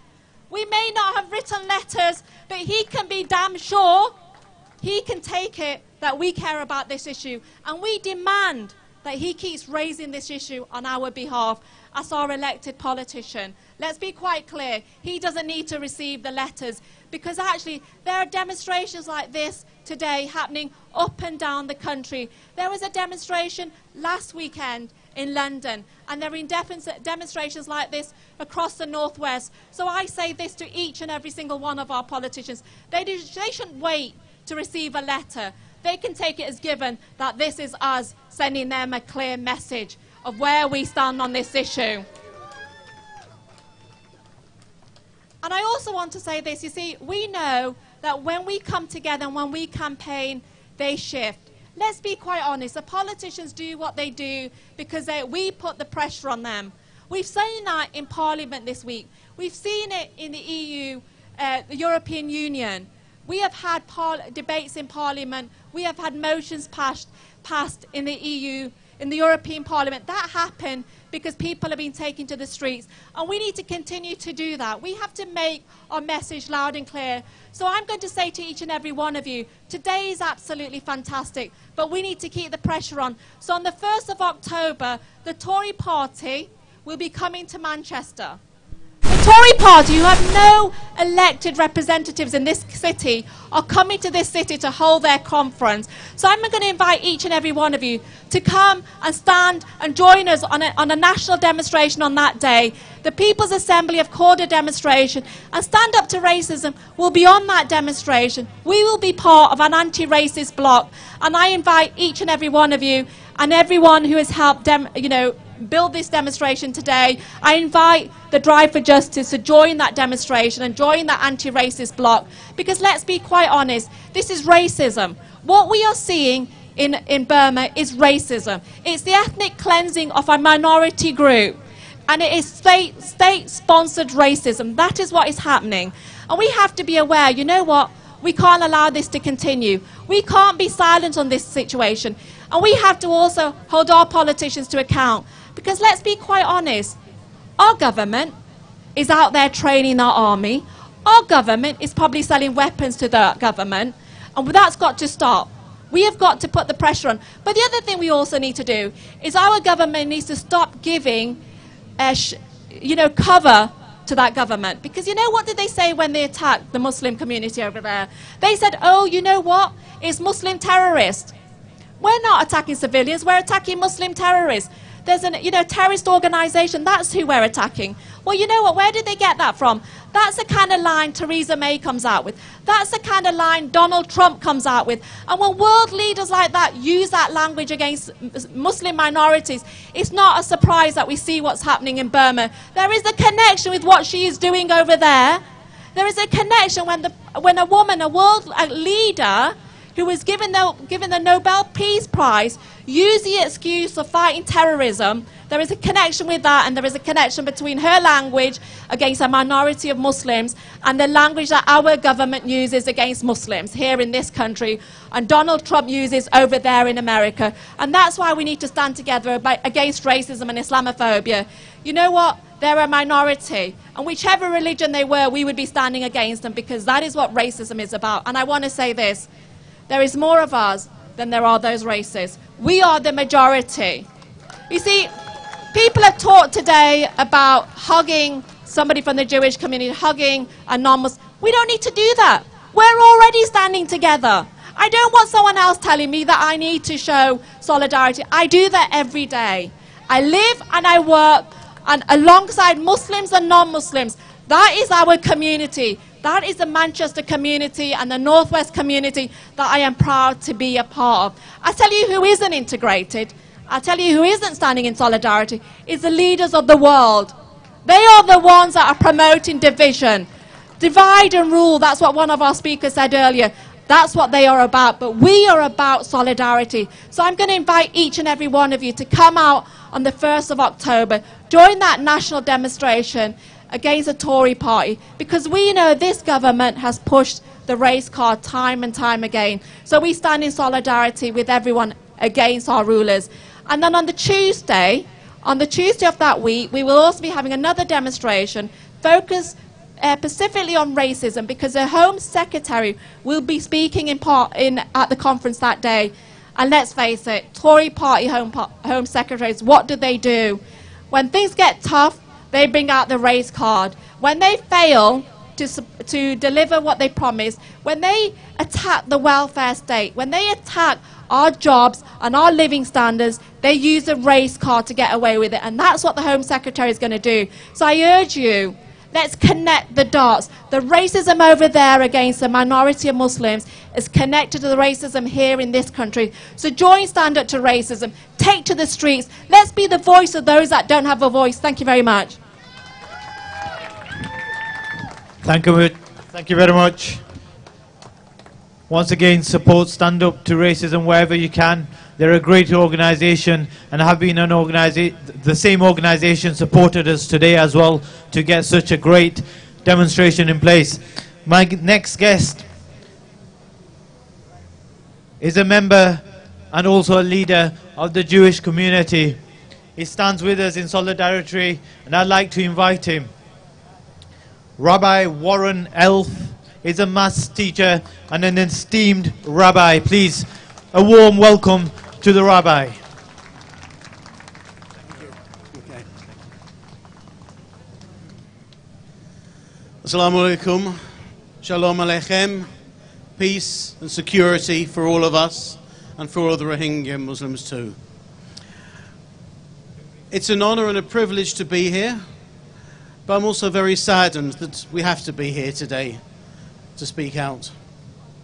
I would like to say that if you do want to hug a Jew, you're very welcome to. I know we had before, but anyone wants to hug me later, that's fine. Good, okay.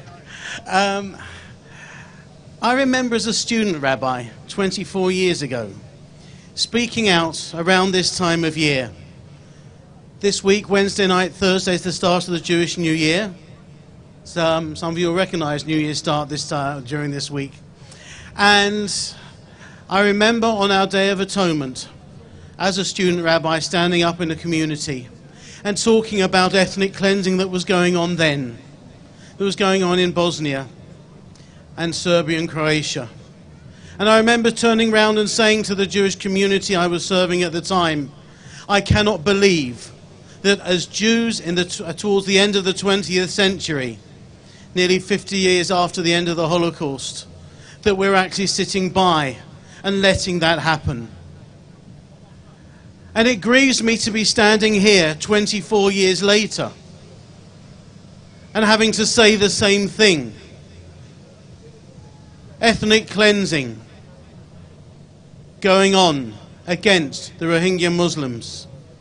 How can we sit back and allow that racism, that prejudice, that horror to continue and to fill our TV screens, social media? Something has to be done. We need to continue to speak out. We need to continue to make sure that the story does not go away until the situation has been rectified. And even then it's going to be too late because of all those who have suffered, who have been killed, who have been raped, who have been tortured. It's not acceptable in the 21st century for any of us to be standing by and allowing this to happen. We need to do everything we can. We need to turn out on semi-sunny and rainy afternoons. We need to turn out at all times of day and night. We need to do everything we can to make sure that politicians, that religious leaders, that others know exactly the way we feel and that this has to stop. As a Jew, as a rabbi, a Jewish leader, I feel very strongly. And I believe that Jews have to act on this along with the Muslim community, along with all communities. As well as being a rabbi, I'm also very involved with the Faith Network for Manchester, an interfaith organisation that works with and for all faiths across Manchester, people of all faiths and none. I was quite moved this week that the Manchester Buddhist Centre put out a statement, and although they can't be here today to read it, they've actually asked me to read it at this gathering. Dhamacharya Artavardin, who's the chair of the Manchester Buddhist Centre, has signed this along with the founder of the Triratna Buddhist Order and 9 other members of that Buddhist order. And they've said, as a Buddhist, we are utterly opposed to the encouragement of violence and discrimination against Muslims in Burma and elsewhere in the name of Buddhism. Violence and discrimination led by Buddhists against non-Buddhist minorities is also well documented in other countries, including Sri Lanka. There can be no Buddhist justification for such violence. To engage in or incite violence motivated by hatred and prejudice goes against every teaching of the Buddha and is a fundamental breach of Buddhist ethical principles, including the Buddhist monastic vows. In particular, the 5 ethical precepts taught by the Buddha express the principle of ahimsa, of non-harming. They are an undertaking to train in compassion. Compassion in our actions, in our words, and even in our thought. Furthermore, the Buddha urged his followers to cultivate loving kindness, not simply for one's family or ethnic group, but for strangers and those with whom we are in dispute.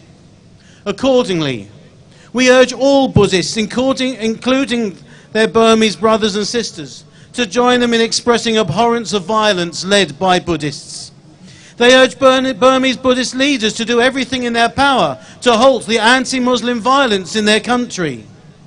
They also urge Burmese Buddhist leaders to take immediate action to call to account Buddhist monks who have encouraged or taken part in violence or discrimination, whether physical or verbal. And they call upon the government of Myanmar, of Burma, to allow freedom of movement for all citizens, including Muslims, unlimited access to humanitarian aid for all displaced citizens, and the immediate release of all detained Muslims unless charged with an internationally recognized crime. Also, on Tuesday last week, Thought for the Day on Radio 4 was given by a Buddhist.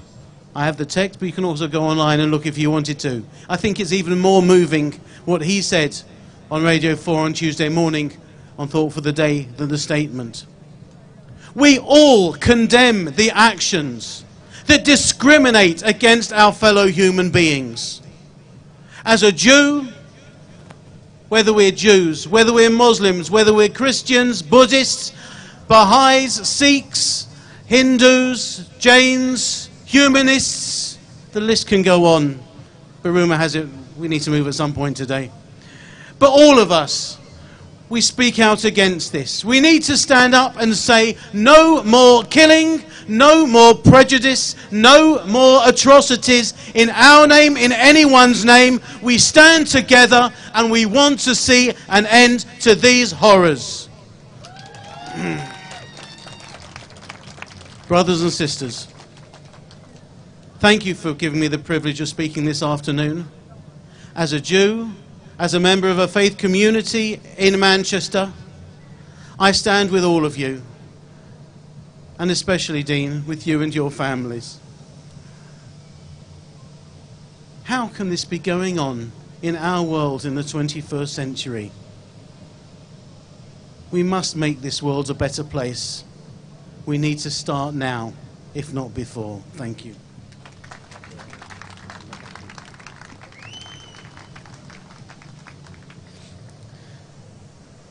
That was Rabbi Warren Elf. What a passionate message he has portrayed.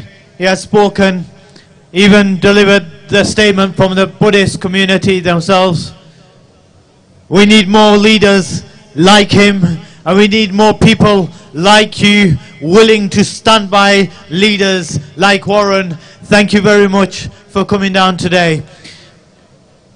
With a message of unity, with the cause of Rohingya in our minds, I'd like to invite my last speaker, Bhagat Singh, Secretary of Committee of Manchester Guruwadas.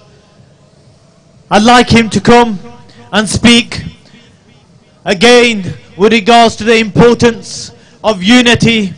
And towards the end of today's program, we will collectively promise each other that we won't stop speaking up against injustices, together, united, under one banner, under the banner of humanity. We will stand up, we will tell the powers in place that we will not continue the way that it's going. We're in the 21st century, we're in 2017, it's got to stop now. The genocide in Myanmar, in Burma, has got to stop now. My next speaker, Bhagat Singh, I'd like to invite him and give a message of peace and solidarity. I'm sorry Adnan got my name wrong. My name is Bhagwan Singh. But whatever it is, it doesn't change anything. We are gathered here today with one mission. And we're gathered here as one people. When my Guru Nanak, preached Sikhism, he said, first we are human, then we are something else. So we are all human. And being human, we have a human obligation. The human obligation to share and make our rightful place as human beings. And being human beings, we got to recognize the humanitarian needs of our brothers and sisters. Now, the Rohingya people are today facing a state of affairs that cannot be described as anything short of tragic. I mean, I couldn't hold back my tears when I was listening to Din. I just couldn't take it. It is very painful. And if we go back in our history, in the 1947, when the partition happened, millions of people went through all that. Now that was 1947. Today, we are in the 21st century. We cannot and must not allow it to go on. We have to do something about it. We as individuals have to first start off by recognizing that you and I are no different. We're all the same. We belong to the same family called the human race. My Guru tells me that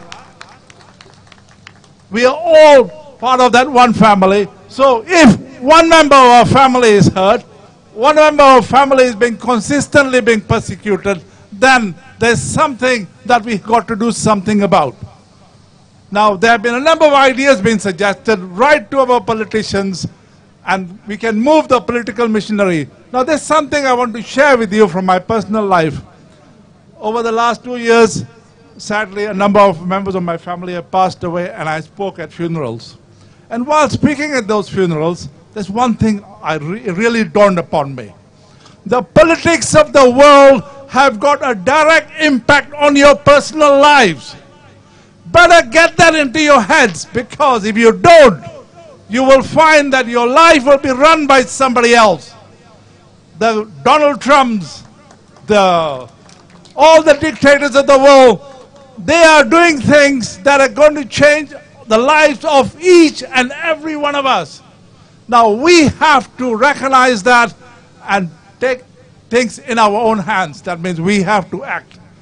If you have the ideas, if you have the desire that things that should happen the right way in this world today, like the right things should be done on behalf of our brothers and sisters who are suffering in that part of the world, and the many other atrocities that are going on in the world, then take it upon yourself as your personal responsibility to act.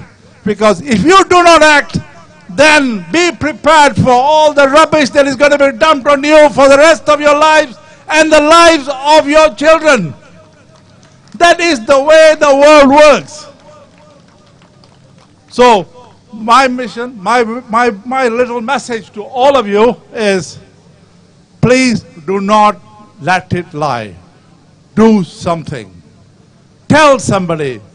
Talk to the guy next to you and get the right thing to happen. When the right thing happens, it will not only be good for you, it will be good for your children and your children's children. So with that, I'd like to leave by saying thank you very much for giving me this opportunity to say some of the things from my heart and my support. And on behalf of my community, I can say this much: we will always stand shoulder to shoulder with anybody looking for justice, because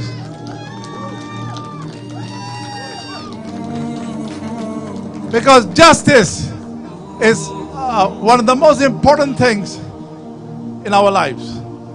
If we can be just, we can make sure that we are fair and we are doing the right thing. So on that note, thank you very much, and I wish you all the best in our mission, and let's not stop doing it. Thank you. Thank you very much. Look, passionate leaders, people who care, look, we've come towards the end of our event today. But before you go, let's deliver a few messages. We saw Muslim leaders. We saw Sikh leaders. We've got a rabbi here. We've got people of faith and no faith here. If we can do it here in Piccadilly Gardens, in Manchester, we can do it anywhere. We can do it everywhere. We can do it every single day. Who says the Muslims can't stick or stand with the Jews? Who says the Jews can't stand with the Sikhs? Who says the Sikhs can't stand with the Hindus? Who says the people of faith can't stand with the people of non-faith? It's all crap. Don't listen to them. They want to divide us. Don't let them divide us. Stand up. Our MPs, Kate Holland was amazing. Like I said, she was asking me to promise her that Drive for Justice will not forget the message about Rohingya. What more do we need? We need more people like Kate. We need more leaders like yourself. We need more ambassadors of our community like yourselves. Advocates of human rights. We need more people like you. I'm proud to be able to deliver as a host in front of you. It's an honor and it's a privilege to be able to stand here and addressing the crowd in front of you guys. You're amazing. MP Naz Shah, she was meant to be here as a speaker. So she rings me and she says, Adnan, I'm not coming down. Naz, why are you not coming down? Some of the speakers you've got I don't like him. Well, we don't like you, Naz Shah. We don't like you. Who gives a damn about you? We're here for humanity. If you want to speak about the cause, then share the platform. If you don't want to speak about the cause, we don't need you. We've got our leaders here. We got the people who speak the truth here. Stop playing politics. We don't want politics, Naz Shah, whoever you are. God, Naz Shah. In fact, I begged and pleaded to her that Naz, as a member of the Parliament, you need to be here. Address the people, reassure them, and reassure Dean about his family. But look, she doesn't want to come. She doesn't want to come. But the next time there's an event like this, she'll be here. Because she knows that you want answers. Mark my words. She'll be there at the next Rohingya event. She'll be there under the banner of humanity. Next time there's an event. And may you all have the courage to speak up against the wrong. And may you all be united under one banner, the banner of humanity. I pray that I'm a Muslim. People of faith, people of non-faith, I love you all. If you don't believe in yourself. I pray to Allah. I pray, Allah, that one day we have a world where we get on with each other. I pray that our children come to a world where, you see these trees, they're in harmony, they're at peace. I hope one day we can live together, shoulder to shoulder, with unity.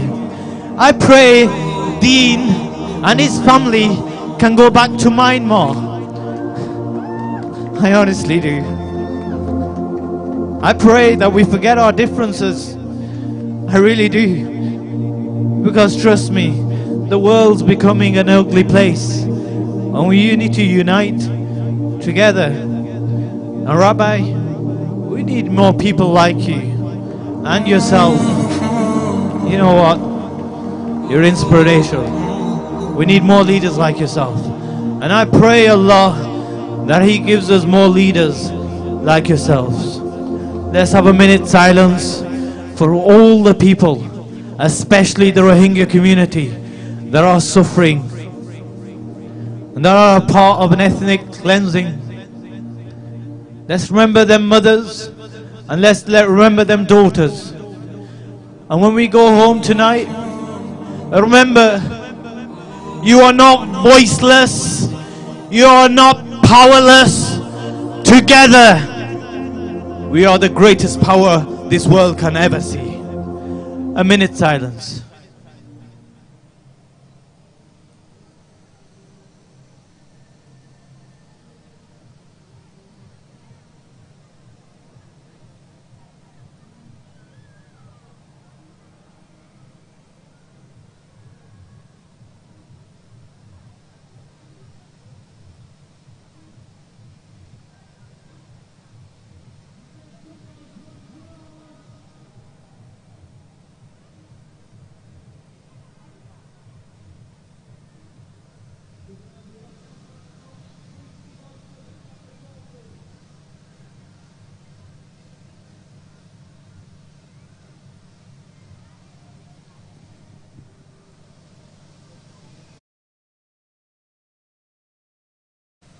And whilst we're just had this minute silence, remember the victims of London. Remember those who have been injured. We will not be defeated. We will not let the extremists divide us. We will continue shoulder to shoulder.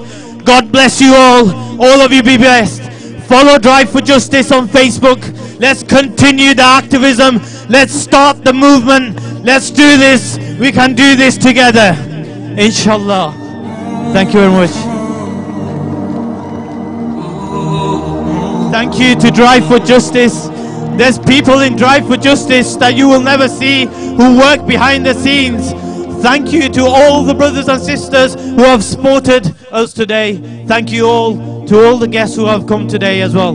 You're an absolute inspiration. Any equipment you have of Drive for Justice, please give it over here. Once again, Manchester, you're great. Wherever you come from, you're great people. Continue the message of unity, message of peace, message of solidarity, message of justice. Not justice, not peace. Not justice, not peace. Not justice, not peace. Not justice, not peace. What do we want? Justice. What do we want? Justice. What do we want? Justice. When do we want it? Now. When do we want it? Now. When do we want it? Now. Thank you very much.